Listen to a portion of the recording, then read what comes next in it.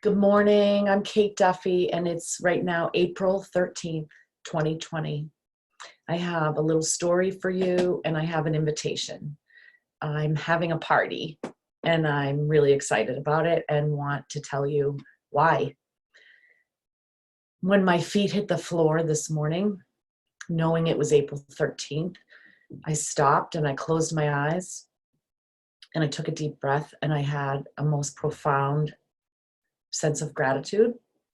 This is a very, really important day to me. On April 13th, 7 years ago in 2013, I woke up and had a very different day that still scares me that I actually survived this day. And I want to share it with you and invite you to my party tomorrow night. So on April 13th, 2013, I woke up, and around 9 o'clock, I went down the street in my car to a convenience store, and I bought a 4-pack little mini bottles of Chardonnay, about this big, and I bought a big bottle of Chardonnay. And I went back home, and I drank 2 of the little mini bottles at 9:30 in the morning, and they tasted delicious. They tasted delicious because I had come to a point in my addiction where instantly it would felt like it regulated my nervous system, and I could calm down and begin my day. And my plan was this day to get help. I had been telling myself for months, if I don't get help by April 13th, I will die. April 13th, the year before, was the first day I had actually ever asked for help, and I had surrendered. I had told my family and friends I was an alcoholic, and I had gone to get help. That time, a year prior, I hit 30 days sober, and I was really struggling, and I drank, which launched me into a year of far more destruction and progression with addiction. So as this April 13th was coming up for months in my mind, I said, if I don't go, what am I waiting for? If I don't go, I'm going to die. In fact, I really wanted to die. I was too afraid to kill myself. It was like a slow suicide. So what happened that day was not how I planned. I drank 4 bottles of the mini wines, even though I only wanted to drink 2. I had 4. What would happen is once I put any alcohol in my system, any decision or plan I had made would be completely gone, literally forgotten, almost as if it was amnesia. So I drank the 4, and around 12 o'clock, I decided I need to go out for lunch. Completely forgot that I had made this plan to go get help. So I drove down to the local bar. First person there, restaurant, ordered a salmon salad and a glass of Chardonnay. And I was really confident the bartender didn't know I had already had 4 mini bottles of white wine. And here's why I was confident. I was dressed nicely, I was articulate, I was funny. And she saw me maybe once every 5 or 6 days. She didn't know I did this every day because I would be careful to go to different places every day. This big secret I was keeping from everyone, mostly myself. Actually, it wasn't a secret in the end to those that loved me. I had completely distanced myself from people that cared about me by this point. So I had my lunch and a couple more glasses of wine, I don't remember how many, and drove home with that much alcohol in me. And of course, laid on my bed, tired, and took a nap. I woke up sometime in the afternoon and thought, what are you waiting for? I kept hearing this little inner voice, what are you waiting for? So I started to pack a bag. I'll go to detox. Packed up a few things to get myself ready. Got to the end of my parking lot, and instead of going right, which would have been to the ER, I went left. It's probably 3 or 4 o'clock in the afternoon, and I went into the closest bar and restaurant to me because I had to order dinner. Don't ask me why, but I ordered a steak and a baked potato and a broccoli and another glass of Chardonnay. So unbeknownst to me, I had been drinking all day long. I found out about a week later that that big bottle of wine was almost gone. when I arrived to the emergency room sometime around 6 or 7 p.m., drove myself cockeyed in the parking space in the ER, ended up in a room in the ER with a blood alcohol level of 0.30. I remember a policeman sitting at the edge of my door.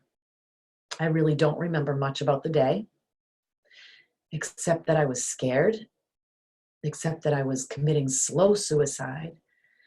And what I now know is no one knew. No one knew what this day was.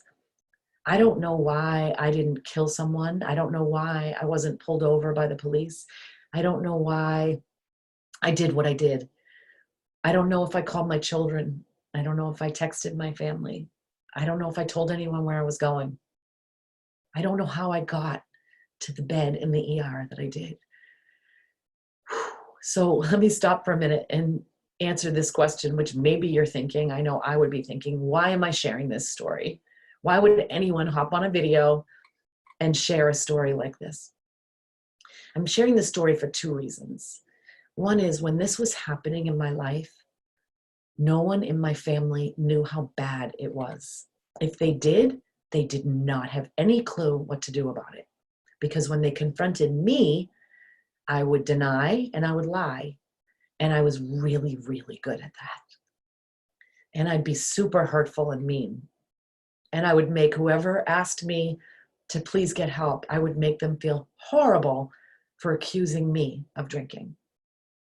Yet on the inside, I knew what I was doing, and it hurt to hurt the people I love. I lied to my kids. So I'm getting on here because I know there are millions of people in the world that live like this every day. And I know, because I did this, that they're lying to their loved ones. And I now know that the tipping point for someone's wellness is for people around them to stop believing the lies. Because really what we're doing is we're believing addiction.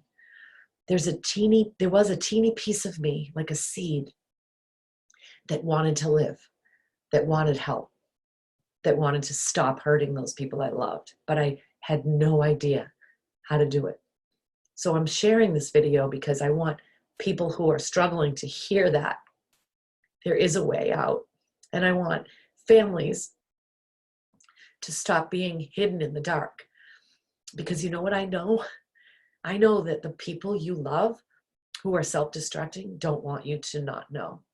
They're just not courageous enough to tell you. So I'm telling you, I've made it my mission to tell families the truth about addiction, and that it hides, and that it denies, and that it lies. Because the hundreds of families I've worked with, when they learn this, can have a different conversation with their loved one. So, sorry. I want to get to my party. Tomorrow night, April 14th, 2020 at 7 p.m. I'm so excited to share with you that I've invited two amazing human beings, both also on a journey of recovery and discovery, who've agreed to come on a webinar with me at 7 p.m. to have a birthday party, a 7th sober birthday party.